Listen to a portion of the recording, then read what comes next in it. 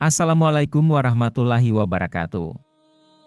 Dalam Islam, malaikat merupakan makhluk surgawi yang diciptakan oleh Allah Subhanahu wa Ta'ala dan bertugas untuk melakukan berbagai tugas, termasuk menjaga dan melindungi manusia.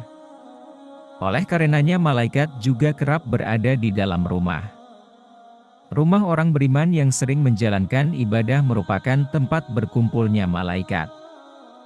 Allah Subhanahu wa Ta'ala menugaskan para malaikat untuk mengunjungi rumah-rumah umat Muslim dengan membawa rahmat dan berkah dari Allah Subhanahu wa Ta'ala. Hal ini membuat kehadiran para malaikat di rumah tentu diidamkan seluruh orang beriman. Namun, malaikat tidak asal singgah di suatu rumah jika di dalamnya tidak diisi dengan kebaikan dan ketakwaan kepada Allah Subhanahu wa Ta'ala.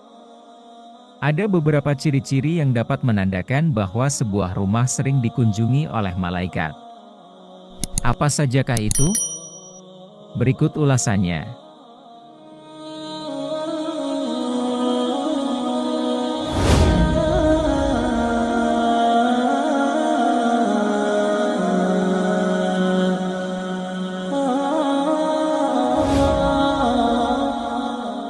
Sobat amal jariah yang insyaallah dimuliakan Allah.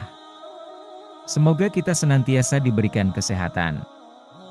Amin ya robbal alamin. Malaikat cenderung sering mengunjungi rumah-rumah yang aktif melakukan aktivitas-aktivitas yang disukai oleh mereka. Selain bertindak sebagai penjaga dan pendamping, malaikat juga terlibat dalam kegiatan berdoa dan bersholawat bersama umat muslim yang sedang melaksanakan amalan ibadah. Kehadiran malaikat di dalam rumah yang dipenuhi dengan kegiatan yang diridai oleh Allah Subhanahu wa Ta'ala dapat memberikan rasa tenang dan damai bagi penghuninya. Oleh karena itu, sangat penting untuk memperbanyak aktivitas-aktivitas kebaikan di dalam rumah, agar malaikat senantiasa merasa nyaman untuk mengunjungi dan memberikan keberkahan kepada penghuninya. Rumah yang bersih dan wangi. Sama seperti halnya manusia, malaikat juga menyukai bau harum dan merasa terganggu dengan bau busuk. Kehadiran aroma yang harum di sekitar kita merupakan hasil dari upaya menjaga kebersihan dan menjauhkan segala hal yang kotor dan berbau tidak sedap.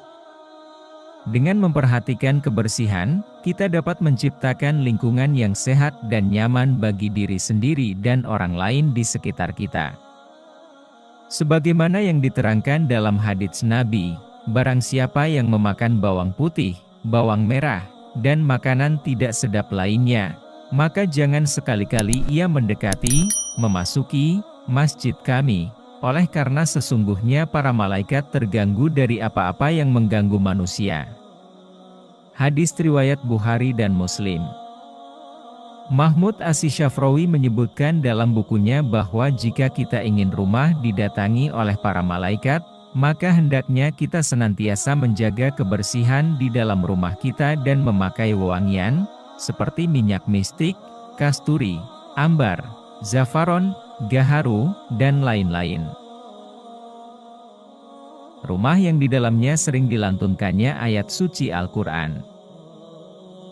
Suatu kisah yang menarik tentang datangnya malaikat kepada pembaca Al-Quran, sahabat Usaid bin Hudair ketika membaca Al-Quran. Beliau melihat sejenis awan meliputi dirinya ketika membaca Al-Quran. Hal tersebut kemudian dia sampaikan kepada Rasulullah Shallallahu Alaihi Wasallam. Beliau pun memberitahukan bahwa awan itu adalah malaikat-malaikat yang datang berkumpul untuk mendengar bacaan Al-Quran darinya. Karena begitu banyaknya malaikat tersebut, sehingga mereka tampak seperti awan. Rumah yang di dalamnya sering dibacakan ayat-ayat Al-Quran akan dihadiri oleh malaikat dan ditinggalkan oleh setan. Berdasarkan hadis riwayat Ibnu Sirin, Rasulullah Shallallahu Alaihi Wasallam bersabda, sesungguhnya, rumah yang di dalamnya dibacakan Al-Quran, maka lapanglah penghuninya, banyak kebaikan, malaikat menghadirinya dan setan-setan meninggalkannya.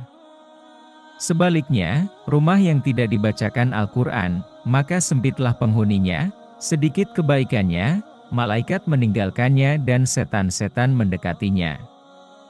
Ibnu Mas'ud dan beberapa sahabat juga telah meriwayatkan bahwa Rasulullah pernah bersabda, "Rumah yang kosong adalah rumah yang di dalamnya tidak ada yang membaca Al-Quran yang mulia.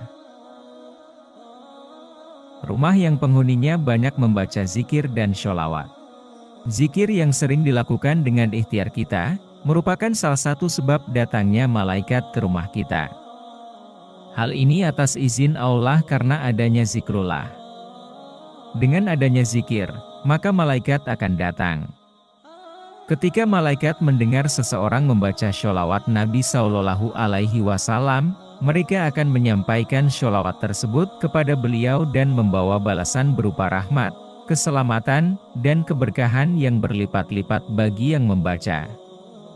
Hal ini menunjukkan betapa pentingnya membaca sholawat Nabi Shallallahu Alaihi Wasallam. Selain dapat mendekatkan diri pada Allah Subhanahu wa Ta'ala, kita juga dapat memperoleh keberkahan yang besar.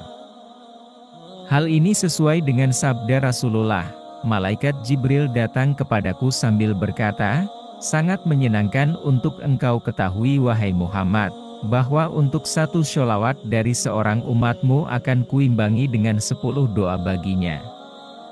Dan 10 salam bagiku akan kubalas dengan 10 salam baginya.'" Hadis riwayat Nasai. Malaikat sebagai pendamping dan penjaga manusia. Malaikat maupun setan senantiasa mendampingi manusia, bahkan di dalam rumahnya.